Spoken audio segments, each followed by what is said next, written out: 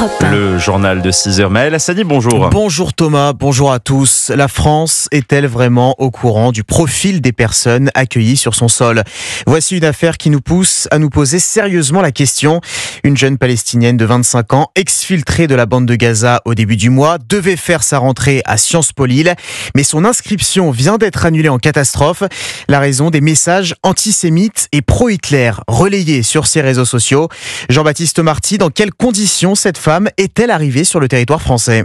Eh bien, cela fait suite à une décision prise début juillet, le 7 exactement, par le Quai d'Orsay. Selon les informations d'Europe 1, une bourse pour ses études lui a été accordée par le consulat de France à Jérusalem, une bourse octroyée sur décision du ministère des Affaires étrangères. C'est ce qui lui a ensuite permis d'obtenir un visa étudiant et donc de pouvoir faire partie d'une liste de 37 réfugiés gazaouis qui sont arrivés en France le 11 juillet dernier. C'est donc à Lille que la jeune femme de 25 ans pose ses valises, les autorités françaises considérant qu'elle ne représente aucune menace pour la France.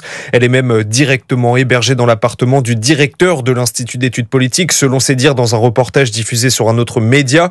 Une situation inadmissible selon Bruno Retailleau. Pour le ministre de l'Intérieur, les propos relayés sont inacceptables et inquiétants. Il a donc demandé au préfet de saisir la justice. Pour le locataire de Beauvau, je cite, « Les propagandistes du Hamas n'ont rien à faire dans notre pays ». Contacté de son côté, le Quai d'Orsay n'a pour le moment pas répondu à nos sollicitations. Jean-Baptiste Marty, journaliste police-justice à la rédaction d'Europe 1. Le Canada rejoint la France et le Royaume-Uni et annonce à son tour sa volonté de reconnaître en septembre prochain un État palestinien. Un choix nécessaire pour préserver l'espoir d'une solution à deux États, selon le Premier ministre canadien Mark Carney. Décision saluée par l'Élysée et par l'autorité palestinienne, mais vivement condamnée par Israël. Une réunion de 2h30 à Bercy hier au sujet des droits de douane américains et pas d'annonce concrète. Si ce n'est cet engagement du ministre du Commerce extérieur, Laurent Saint-Martin, tout faire pour que les vins et spiritueux soient rajoutés sur la liste des produits européens exemptés de surtaxe. Cet accord commercial entre Washington et l'Union européenne, très décrié, embarrasse au plus haut sommet de l'État, à tel point qu'Emmanuel Macron aura mis plusieurs jours avant de réagir. Signe d'une certaine impuissance, Arthur Delaborde. Donald Trump impose, Emmanuel Macron s'adapte. L'Europe ne se vit pas encore suffisamment comme une puissance, reconnaît le président qui lâche même. Nous n'avons pas été assez craints.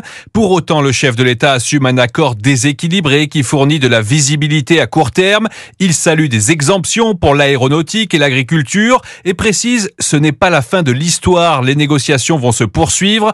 Un ton prudent, loin de celui de François Bayrou qui parle d'une soumission à Washington et cible la présidente de la Commission européenne, Ursula von der Leyen, en rappelant que les achats d'armes ou d'énergie ne relèvent pas de Bruxelles mais des États.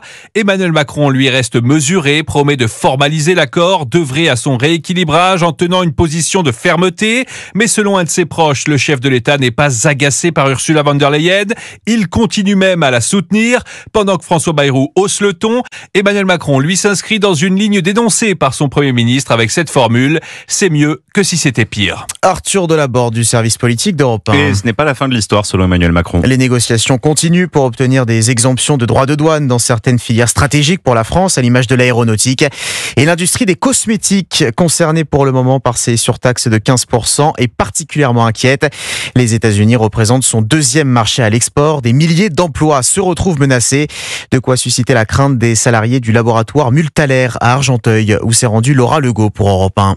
Là, en ce moment, vous voyez notre sérum vitamine C. 2 millions de produits cosmétiques sortent chaque année de cette usine et le marché américain représente un quart du chiffre d'affaires. Alors la hausse des droits de douane est un coup de massue pour Alexis Volkovinsky, président de la société. C'est un coup très très dur pour nous, 15% de taxes, plus en plus un dollar qui est dévalué par rapport à l'euro sur les derniers mois. Effectivement, on s'en serait bien passé. Pas question pour l'instant de répercuter les tarifs douaniers sur les prix de vente. L'entreprise compte absorber cette taxe et ralentir les investissements outre-Atlantique. Elle cherche aussi de nouveaux marchés. Il y a la Chine, entre autres, dans lequel on n'est pas et beaucoup de nos concurrents y sont. C'est l'un des pays qu'on regarde activement. Mais certains salariés ne cachent pas leur crainte, comme Amélie Frémont, directrice des opérations. On est quand même une vingtaine de salariés au niveau de la production. On fait quand même énormément de notre chiffre d'affaires à l'export. Donc évidemment, on est inquiet pour nos emplois. La direction l'affirme, aucun licenciement n'est prévu sur le site français. Mais selon la Fédération des entreprises de la beauté, les droits de douane américains pourraient menacer 5000 emplois en France. Le reportage européen de Laura Legault au laboratoire Multaler à Argenteuil, près de Paris. Et à la veille de l'entrée en vigueur de ces droits de douane américains, Donald Trump enchaîne les annonces d'accords commerciaux. Dernière en date avec Séoul.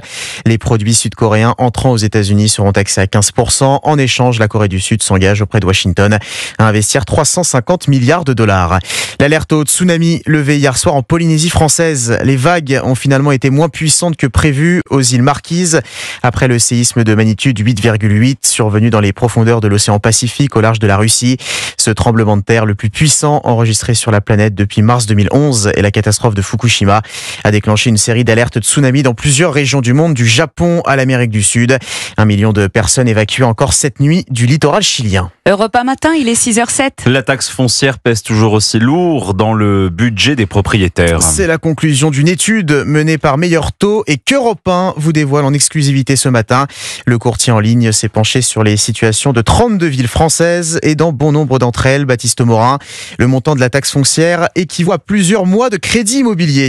Meilleur Taux a pris pour référence un logement de 70 mètres carrés. L'an dernier, dans les 32 villes étudiées, la taxe foncière s'est élevée à un peu plus de 1 400 € en moyenne pour cette surface. Dans le cadre d'un emprunt sur 20 ans, la taxe foncière représente donc plus de 3 mois de crédit à Saint-Étienne, plus de 2 mois de crédit à Nîmes et Le Havre et quasiment 2 mois de crédit à Perpignan, Limoges ou encore Mulhouse. L'explosion de la taxe foncière ces dernières années en fait désormais un élément important dans un projet immobilier, notamment pour des primo-accédants, explique Aga Boyarska-Serres, directrice crédit chez Meilleur Taux. Cette taxe pèse plus en plus lourd dans les budgets propriétaires et c'est une charge nouvelle pour les primo-accédants. Il est important lors de la recherche du bien de vérifier et comparer la taxe foncière. La taxe peut varier considérablement d'un bien à l'autre, même au sein de même ville. Une pause dans la revalorisation de la taxe foncière serait donc la bienvenue, mais mauvaise nouvelle, elle devrait encore être à la hausse en 2025. D'après l'INSEE, la base du calcul doit augmenter de près de 2%. Baptiste Morin, chef du service économie d'Europe 1. L'une des victimes du botulisme dans le Maine-et-Loire est décédée en début de semaine. Une retraitée de 78 ans contaminée au début du mois près de Cholet, tout comme 5 membres de son entourage après avoir consommé des carottes mises en bocal de manière artisanale. Parmi les autres personnes touchées par cette maladie, l'une est toujours en réanimation. L'enquête sur la mort d'Olivier Marlex est désormais clôturée. Les investigations confirment la piste du suicide, annonce du procureur de la République de Chartres hier soir. Le député LR traversait une période de dépression aux causes multiples. Il a mis fin à ses jours le 7 juillet dernier, chez lui à Annette en Eure-et-Loire, à l'âge de 54 ans. Le combat d'un préfet contre l'installation d'éoliennes à proximité d'un monument historique. Les autorités viennent de retoquer un projet de parc éolien dans l'Oise pour préserver le patrimoine local. En effet, le site est jugé trop proche de l'abbaye de Saint-Martin-au-Bois, classée depuis près de 2 siècles. Une décision saluée par les habitants de Valécourt, où se trouve ce joyau de l'art gothique. Le reportage européen de Théo Grévin. En plein milieu d'une plaine agricole, l'abbaye de Saint-Martin-au-Bois est visible au loin, 27 mètres de haut pour 31 de long. Un chef-d'œuvre de l'art gothique encerclé par les éoliennes, une 50aine au total, bien trop selon le préfet et les habitants de la commune. On est quand même un peu saturé avec les moulins à vent, il y en a partout. Bernard Thiou est ancien maire de Saint-Martin, il organise régulièrement des visites de l'abbaye. Un moulin à vent devant l'abbaye, c'est quand même pas très joli. On a le site qui empêche, parce que sinon là ce serait la folie. Pas d'éoliennes supplémentaires dans le champ de vision de ce joyau du patrimoine. Pour Jérémy, favorable à l'éolien, c'est la proximité avec l'abbaye qui pose problème. Il y a peut-être un secteur où ce sera un peu proche de la commune, mais qui soit pas planté derrière une abbaye qui est très jolie, quoi. En fait, ça irait pas avec. Mais d'autres attendent maintenant que tous les projets éoliens soient stoppés dans cette zone. Sandrine habite depuis 25 ans dans une commune située à quelques kilomètres de Saint-Martin-au-Bois. On en a partout. On est entouré par les éoliennes. Quand on a un parc de 6 ou 8 tours, parce que c'est des grandes tours, on aimerait mieux avoir des arbres, ça c'est clair. On aimerait bien que ça se stoppe parce que franchement, je sais pas où ils vont les mettre après. Et malgré cette volonté des habitants, pas moins de 40 autres projets d'implantation de parcs éoliens sont en cours d'instruction. Théo Grévin. Léon Marchand devrait rentrer un peu plus dans l'histoire de la natation mondiale aujourd'hui. Le nageur français quadruple champion olympique l'été dernier à Paris va s'élancer à la mi-journée pour la finale du 200 mètres 4 nages aux mondiaux de Singapour. Et tout porte à croire qu'il va monter sur la plus haute marche du podium, car hier, en demi, il a tout simplement pulvérisé le record du monde, Charles Bouchin. Oui, c'était le grand objectif de ces mondiaux et le voilà déjà réussi dès les demi-finales. Léon Marchand n'a pas perdu de temps. Au coude à coude avec Shane Cassas, le Toulousain s'est envolé sur sa deuxième longueur et son 50 mètres d'eau. Toute la course, il est en avance sur les bases du record du monde d'1 minute et 54 secondes détenu par l'Américain Ryan Lochte. Record qu'il finit par exploser. Chrono à l'arrivée, 1 minute, 52 secondes et 69 centièmes. Et beaucoup de joie au micro de France Télévisions. Je suis trop content parce qu'effectivement, je voulais l'avoir ce record.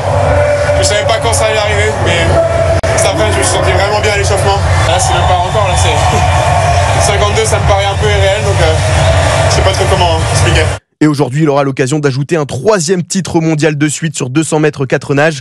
Le directeur général du club de Toulouse, Michel Coloma, habitué aux grandes performances de son nageur, en deviendrait presque gourmand. Et on va croiser les doigts pour que demain il soit déjà champion du monde et pourquoi pas qu'il redescende encore un petit peu, quoi. Il donne que des bons trucs, donc forcément après on se met à la toile du 3 étoiles et on attend la suite, quoi. Léon Marchand, désormais meilleur performeur de l'histoire sur les 2 distances à 4 nages en grand bassin. Rendez-vous aujourd'hui pour la finale. Ce sera aux alentours de 13h20. Merci beaucoup Charles Bouchin. Et juste après d'ailleurs la finale de Léon Marchand, il faudra suivre aussi Maxime Grousset qui est engagé sur la finale du 100 mètres nage libre. Et merci Maël Hassani pour votre journal. 6h12 sur Europe 1, on jette un œil à la météo des plages.